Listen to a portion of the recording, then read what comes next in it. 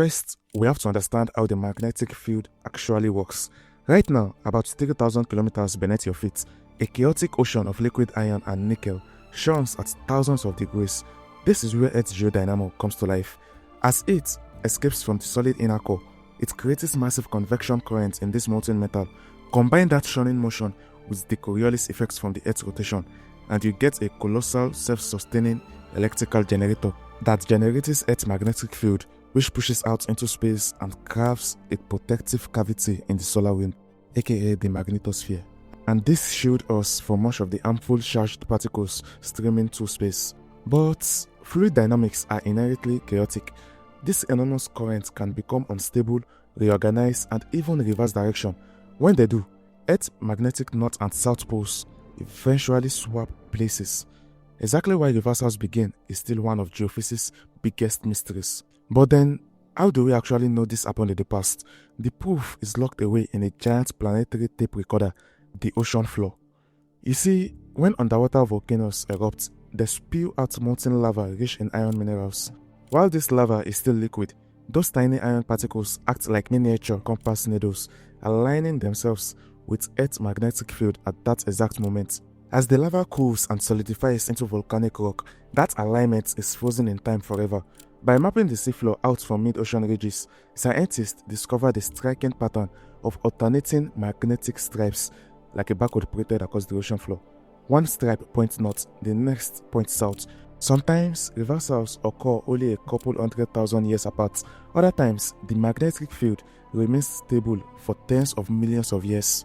Now, one might imagine that this happens in the blink of an eye, but in reality, it doesn't just swish.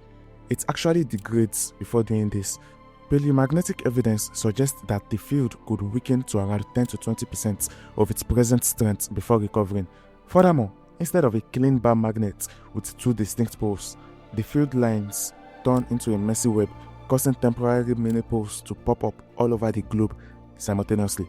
This transition can take thousands of years to complete, and during this long weakened state, our cosmic shield is compromised.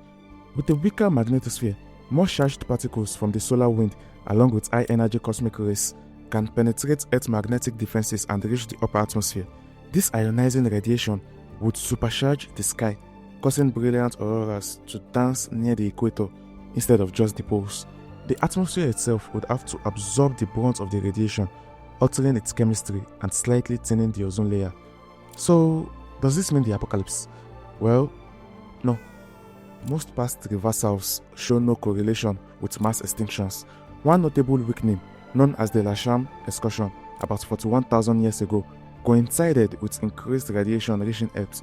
Some researchers have proposed it may have contributed to environmental stress affecting ecosystems and human populations. But the evidence remains inconclusive. Animals that rely on magnetoreception to migrate, like birds and sea turtles, might get temporarily confused, but biology should adapt. You see, the biggest risk isn't to life, it is to civilization's technology. A weaker magnetic field would make satellites, astronauts, aviation, GPS, and power grids much more vulnerable during major solar storms, which could overwhelm transformers, knock out regional power grids, and disrupt the infrastructure that keeps modern communications running. All in all, Earth has survived hundreds of magnetic reversals. Humanity will probably survive the next one too.